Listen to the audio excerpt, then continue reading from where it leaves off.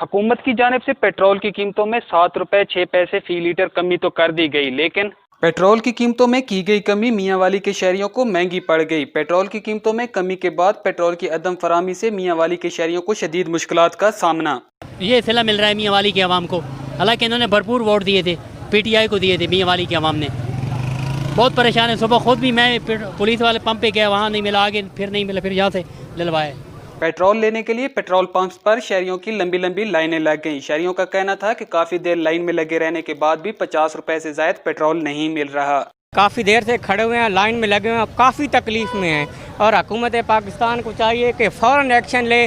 आवाम बहुत ज़्यादा तकलीफ में है। शहरियों का मजीद कहना था कि जब भी पेट्रोल की कीमतों में कमी की जाती है तो पेट्रोल पंप्स पर पेट्रोल गायब हो जाता है। इंतजामिया को चाहिए कि इसका फौरी नोटिस लेकर पेट्रोल की फरामी को यकीनी बनाया जाए। कैमरा टीम के हमरा शहरी मलिक, मियांवाली।